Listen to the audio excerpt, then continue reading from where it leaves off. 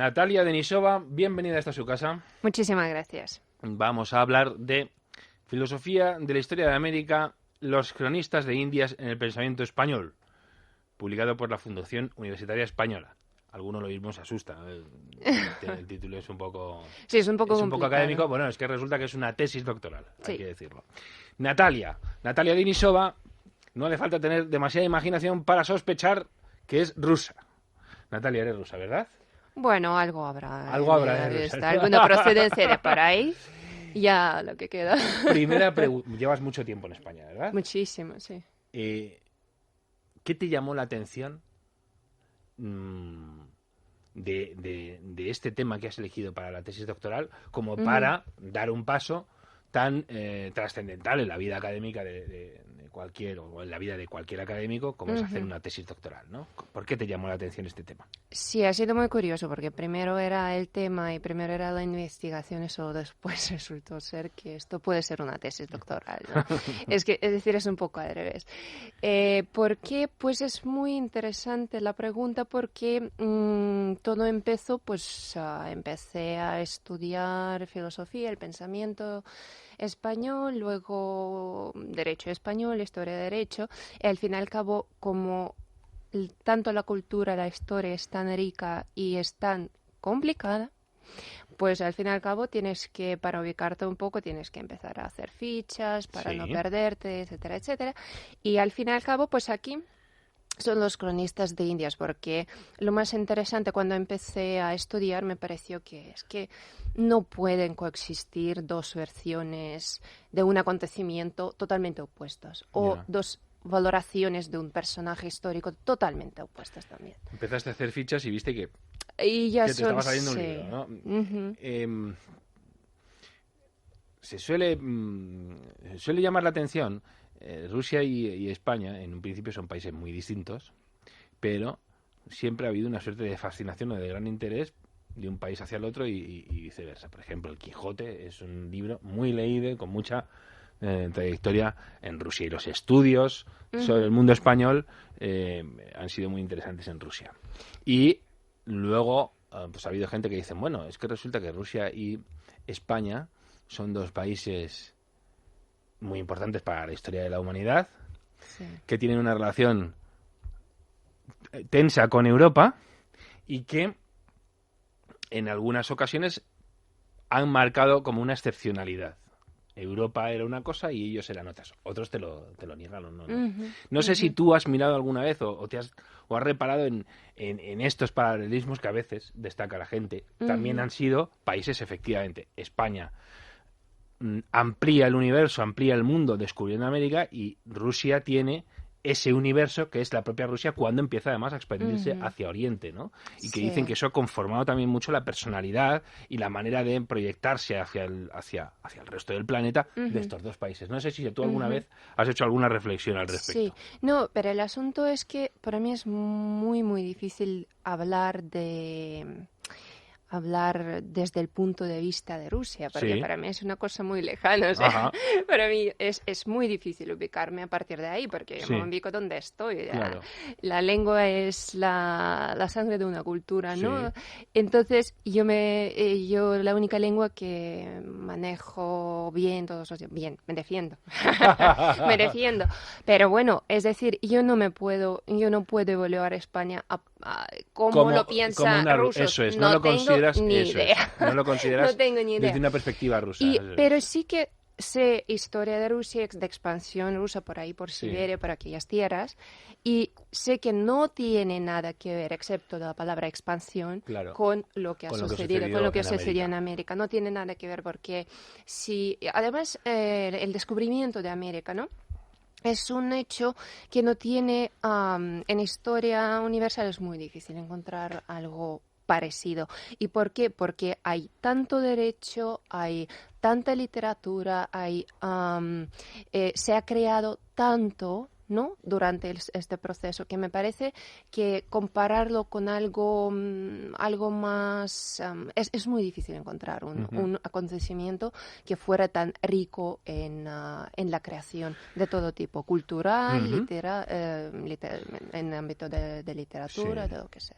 Natalia, Luego sucede otra cuestión. De América se ha escrito muchísimo desde el minuto uno, porque es un descubrimiento que además se produce en, pues eso, cuando el mundo está amaneciendo a la modernidad, ya está establecido el método de difusión del conocimiento por antonomasia, que era la imprenta, etcétera, y la historia empieza a poder hacerse mejor porque ya se pueden documentar muchísimos más acontecimientos, hechos, etcétera. Pero tú te encuentras con algo tremendo aquí. Tú lo acabas de apuntar en la primera respuesta, pero aquí lo dices también, dices la de cosas que se escriben, hay historia, hay documentos, y luego cuando los analizas resulta que no son muy fiables. Menudo problema tenemos aquí, porque resulta que la humanidad, España y la humanidad se están haciendo una idea sobre su pasado que está profundamente perturbada desde muy pronto por criterios o por motivaciones ideológicas en el más amplio sentido de la expresión. ¿Cómo asume esto un investigador? Como dice, bueno, vamos a ver, estoy empezando a tener problemas porque quiero hacer historia y resulta que no me puedo fiar de los documentos los que tengo que hacer historia, ¿no? Sí, no, aquí es... ¿dónde los encuentro? ¿Qué encuentro? ¿Dónde busco? ¿Y qué es? Porque el libro, pues, o la tesis, principalmente hay introducción, hay muy importantes conclusiones, ¿no? Pero ¿qué son estos 700 páginas? Pues es un diccionario, simplemente para que cualquiera, o un académico, un estudioso, o cualquier otra persona interesada en el asunto del descubrimiento de América, que quiere saber cómo ha vivido la gente ahí, qué ha pasado ahí, entonces lo abre, pues busca. Si le interesa un personaje más conocido, Hernán Cortés, pues que sepa ubicar a Hernán Cortés, pero bien en su circunstancia, es decir, cada personaje tiene ahí, son solo siglos XVI y XVII, excepto los que estaban descubriendo California, porque esto llega hasta prácticamente XIX. La parte del 18 la tengo, pero no está editada todavía. Entonces, es una biografía. Luego, ¿qué es lo que han escrito? Porque a veces son simplemente cartas. Por ejemplo, Valdivia no ha escrito ni libro ni nada. O Hernán Cortés tampoco escribía tratados, ¿no? Son cartas. Claro. Entonces, lo que han escrito, dónde se puede encontrar, si en España, si en México, si en los Estados Unidos, los originales, luego las ediciones que hay de este libro, de estas cartas, y después los estudios, tanto sobre el personaje como sobre su obra, sus escritos. Y entonces, a partir de ahí, claro, tú ya estás ubicado, sabes de quién se trata, el personaje conocido o no conocido, luego si hay ediciones, qué edición puede elegir, qué edición está más a mano, o qué edición es un poco mejor, cuál es más manejable, cuál es la edición. Sí, esto es esta tesis, que son 2 volúmenes, es una introducción donde explicas el plan de la obra, es el diccionario en sí. Y luego tienes unas conclusiones. Hay que decir que está pues como muy bien pautado todo, porque evidentemente es una tesis doctoral y tiene que estar muy bien estructurada. Una tesis doctoral con un sobresaliente cum laude, hay que decir, ¿no? Y que tuvo como director a Agapito Maestre, un viejo conocido de esta casa, que pronto entrevistaremos porque ha sacado un libro recientemente sobre Ortega y Gasset. Magnífico. Bien, Natalia, claro, has tenido que hacer una labor de ratón de biblioteca increíble, ¿no? Muy exhaustiva, muy de querer... Claro, tú aquí lo dices en la introducción, ¿no? Estoy ofreciendo al investigador, aquí está todo. Esto es la guía para que todo el mundo se maneje, ¿verdad? Sí. Y luego, además, pues eso, haces los comentarios en las fichas técnicas o en las fichas biográficas de cada uno, das noticia de lo que se sabe de esa persona y de su obra. Y luego haces una serie de reflexiones en el punto final, que es lo que vienes a decir, ¿no? Qué mal vamos a ir, porque es que no hay manera de ponerse de acuerdo sobre cómo historiar un acontecimiento. Y esto es tremendo, porque cuando tú tienes un hecho y luego los interpretas, perfecto, pero tú te encuentras y dices, no, es que aquí es más complicado porque el cronista, que como tal debería limitarse o concentrarse en referir acontecimientos, resulta que no tenía eso como gran interés en un primer momento. Exactamente, es uno de los equívocos, ¿no? ¿Cómo podemos tratar estos textos? Claro. Estos textos han sido escritos de verdad para narrar para narrar la realidad histórica tal cual, totalmente objetivo, etcétera.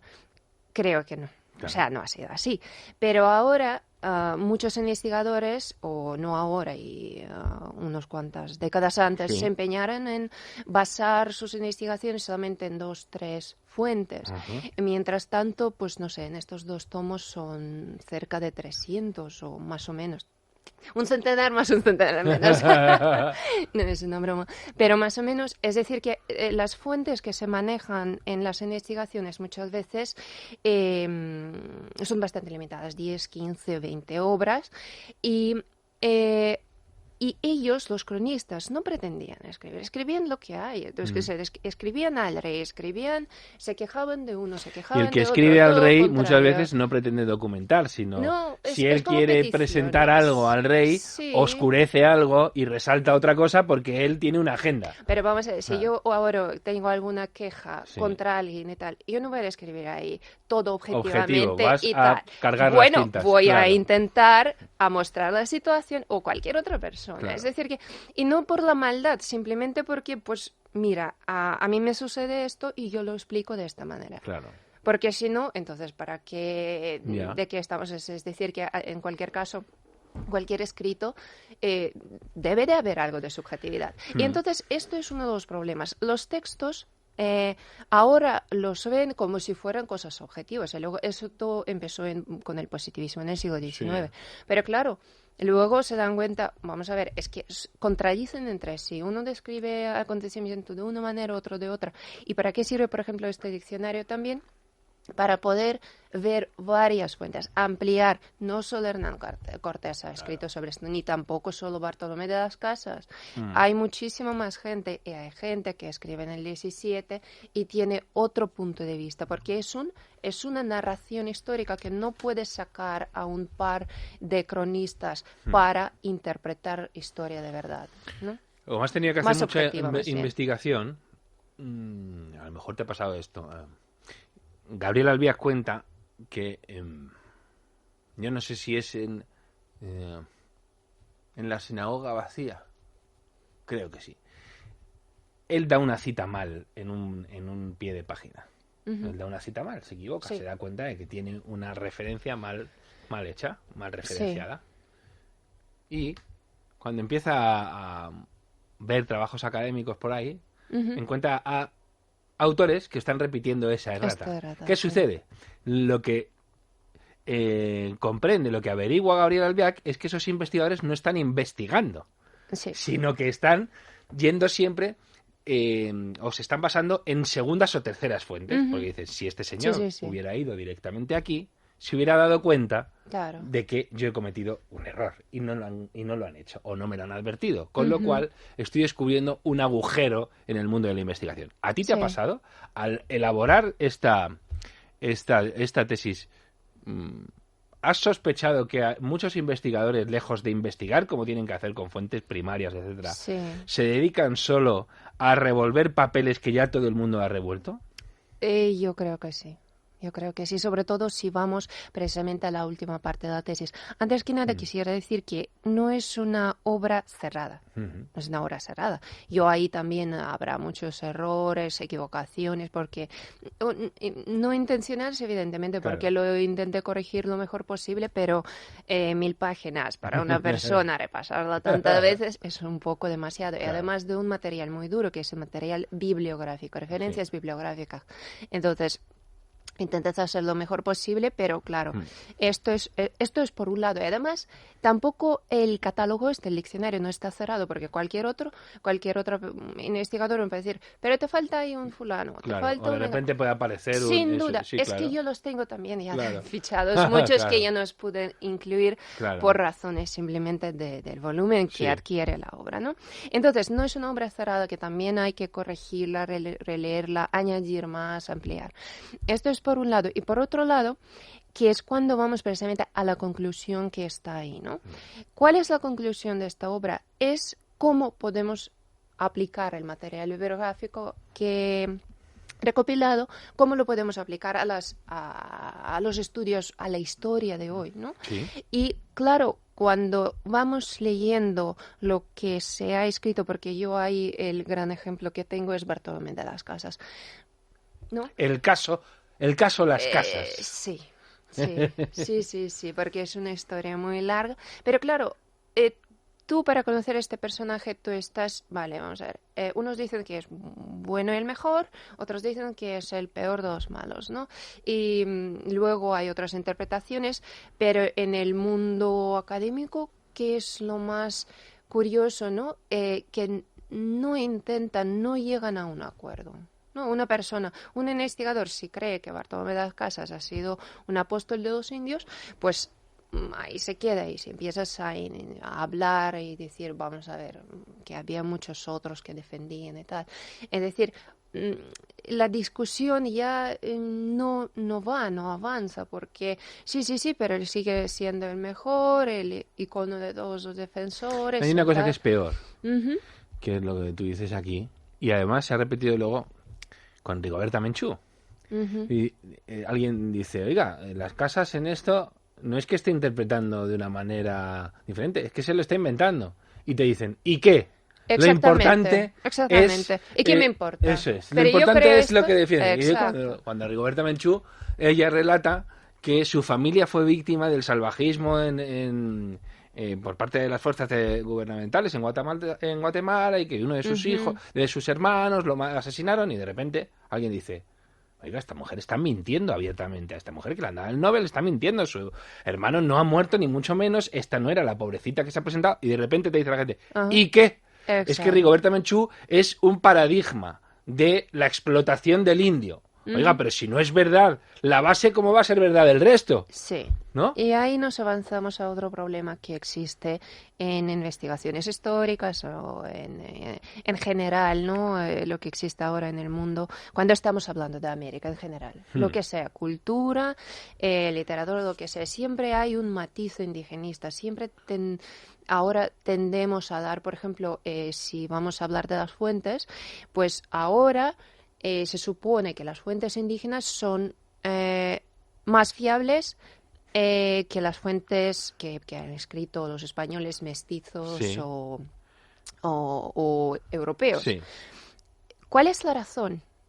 ¿Cuál es la razón? Es decir, ellos compararon la versión de los españoles con los indígenas y luego descubrieron que estos mienten directamente los españoles y la realidad ha sido tal, y compararon a los indígenas, están más cercanas de la realidad histórica. Es que no ha sido así. ¿Por qué las fuentes indígenas? Supuestamente además indígenas. Porque muchas fuentes... Todas las fuentes indígenas son verdaderas porque son indígenas. Porque yo digo que son indígenas, por esto Pero son aparte, más además, fiables, Natalia, ¿no? es increíble porque todo aquello que te haya llegado de los indígenas, salvo que sea tradición puramente oral, y ni siquiera, porque quiere No, decir, como los españoles han intervenido tanto en la cultura náhuatl, etcétera, es decir, la literatura No es que náhuatl es de intervinieran, ellos, es que el alfabeto lo hacen los exactamente. españoles, entonces, ¿cómo va a ser verdad? Pero utilizan los Sí. instrumentos del mentiroso, ¿no? Es una cosa... Las lenguas indígenas es que no son indígenas, Claro. las lenguas son hispánicas porque Claro. las colaboraron Claro. y estas lenguas, toda la estructura que tienen, las gramáticas, las artes, son de los son españoles. claro, todo después y todas las fuentes orales indígenas son fuentes que aparecieron a partir de 1521 en América Central, luego 1530 en Perú. ¿Por qué? Porque había unos señores, algunos religiosos, otros no religiosos, simplemente eran Sí. funcionarios del imperio, ¿no? No funcionarios de Estado, sino funcionarios del imperio. Entonces, ellos se interesaron por esto, aprendieron lenguas y dicen, mira, que ahí vive un anciano, vamos a hablar con él a ver qué nos dice de cómo vivían antes de que viniésemos, ¿no?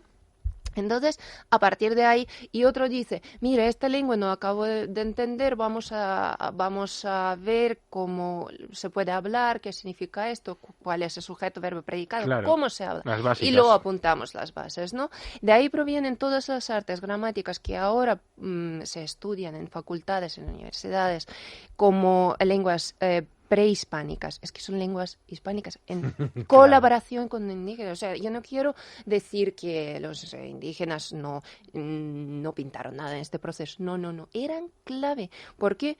Porque, pues, descubrieron y dicen, anda, es que hay mucho más que la vida muchas veces no de los imperios azteca y mexica, porque el Claro, imperio los llaman también claro. los españoles aplicando el término europeo, ¿no?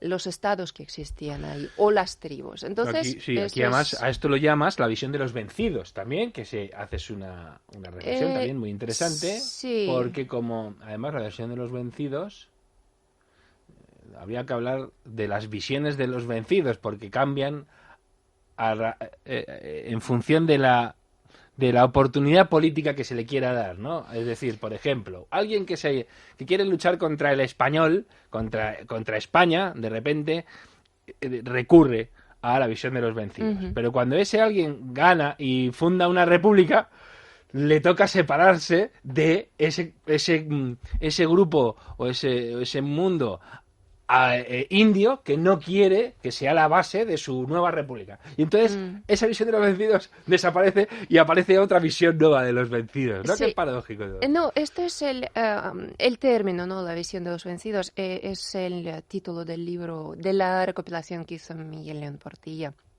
Y claro, él en la introducción lo que dice que son las fuentes, es la narración que hacen los indígenas, los informantes de Fray Bernardino de Sahagún, que ellos hacen esta narración verídica cuentan el sufrimiento del pueblo indio, ¿no? El pueblo mexica, además se le Sí. aplica ya directamente al pueblo mexica este término. Entonces, él hace esta recuperación como una cosa de informantes, de por ahí, mientras buscas y tal. Y cuando tú pones el libro de historia de los indios de la Nueva España de Bernardino de Sahagún o el Códice Florentino, que es prácticamente el mismo texto, pero Sí. esta es por así decir, la versión más fiable, más original que está, que ha sido encontrada ahí en Florencia, por eso es Códice Florentino, ¿no? El manuscrito. Entonces, si ponemos este libro, el manuscrito real,